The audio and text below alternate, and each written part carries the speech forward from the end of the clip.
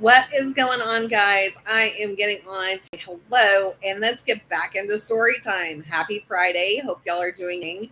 Cannot wait to share with you some more of my story today. So, who is going to join me? What are we going to see today? Sorry. So, what I'm going to do is I'm going to go into a recap and then tell you some more of my stories. So, recap is my dad did get to see me graduate, even though he was in prison for a year. And I did end up living with my mother at that time. And so, we're going to get back into it, guys. Let's go. All right. So, after that, my dad did come home from prison and I did go live with him and my grandmother for a while. And during this time, after graduation, I did end up going back to live with my mother for a while.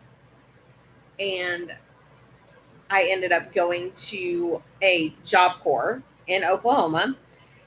And also,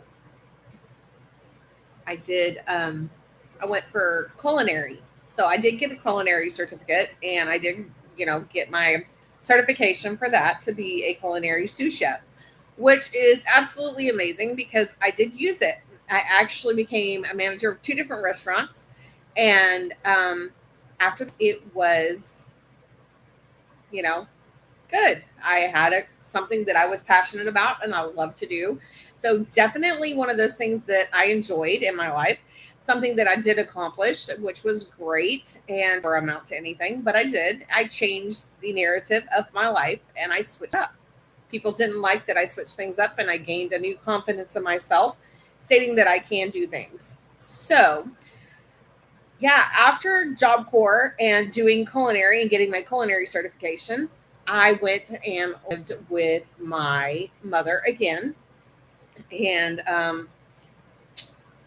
while I was in school, I did find a gentleman that I dated, and he eventually did become my husband, which, I know it's kind of sad, this being, what it is and stuff. Like, me married and being a young adult that got so young.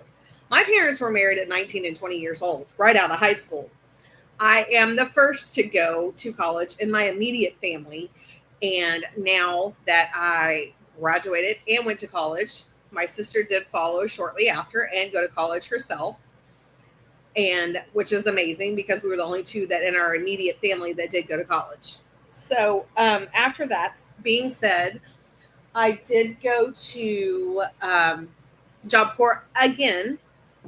And after that, when I went back to Job Corps, I went for nursing. I did get very sick, and unfortunately, I did not get my nursing certification, so I was not able to finish. I did end up leaving with a boyfriend at the time because the first person, the husband I eventually gained, he was not in the picture at the time. So I was with somebody else and his parents, and they accepted me, and I went and lived with them for a while. Ending up like 2 or 3 months later, I went back to Texas, and I ended up doing my own thing.